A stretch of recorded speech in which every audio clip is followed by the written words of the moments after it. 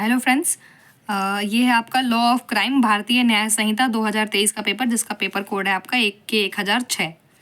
आपको पता होगा कि पहले भारतीय दंड संहिता चलती थी, यानी कि आईपीसी, और 2023 में भारतीय दंड संहिता को संशोधन करके लॉ ऑफ क्राइम भारतीय न्याय संहिता बनाई गई। ठीक है, पेपर देख लेते हैं। सेक्शन ए, इसमें आपको टोटल 5 क्वेश्चन दिए होंगे।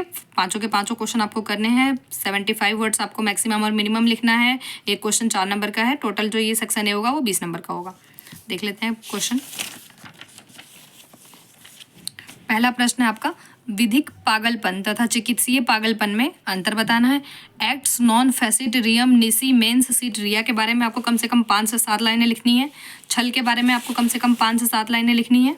उसके बाद आते हैं दुष्प्रेरक पे। दुष्प्रेरक में भी आपको लिखना है कम से कम 75 वर्ड्स।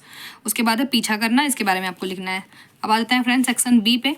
सेक्शन बी में टोटल 3 क्वेश्चन होंगे, लेकिन अटैम्प्ट केवल 2 करने हैं। कोई भी क्वेश्चन करने से पहले, कोई भी सेक्शन में आने से पहले आपको नोट जरूर पढ़ना है। ठीक है, अगला देख लेते हैं। क्वेश्चन नंबर 6 है आपका, भारतीय न्याय संहिता 2023 के अंतर्गत एक विधि विरुद्ध जमाव के आवश्यक तत्व क्या है? विधि किस प्रकार वैध एवं विधि विरुद्ध सभाओं में भेद करती है, ये आपको बताना है। ठीक है, क्वेश्चन नंबर 7 देख लेते हैं।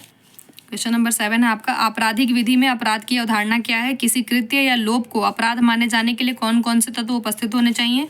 क्वेश्चन नंबर 8 है, भारतीय न्याय संहिता 2023 के संदर्भ में व्यापहरण को परिभाषित कीजिए। व्यापहरण अपहरण से किस प्रकार भिन्न है, समझाइए। काफ़ी इजी क्वेश्चन है, अगर आपने ये नहीं किया तो फिर कुछ नहीं हो सकता। सेक्शन सी है आपका, इसमें टोटल 5 क्वेश्चन होंगे, जिसमें से आपको सिर्फ 3 अटैम्प्ट करने हैं। क्वेश्चन देख लेते हैं। क्वेश्चन नंबर 9 है आपका, भारतीय न्याय संहिता 2023 के अनुसार चोरी को परिभाषित कीजिए। चोरी उद्यापन से किस प्रकार भिन्न है, उदाहरण के साथ आपको समझाना है। ठीक है, क्वेश्चन नंबर 10 देख लेते हैं। भारतीय न्याय संहिता 2023 के अंतर्गत आपराधिक मानव वध तथा हत्या में क्या अंतर है? इन दोनों अपराधों को अलग करने वाले मुख्य तत्व क्या हैं? सुसंगत निर्णित वादों की सहायता से समझाइए। क्वेश्चन नंबर 11 देख लेते हैं। भारतीय न्याय संहिता 2023 के संदर्भ में दहेज मृत्यु को परिभाषित कीजिए। यह भारतीय दंड संहिता 1860 की तुलना में दहेज मृत्यु को किस प्रकार अलग ढंग से प्रावधानित करता है, यह भी बताना है। क्वेश्चन नंबर 12 देख लेते हैं। आपराधिक विधि के अंतर्गत अपराध के विभिन्न चरण कौन से हैं?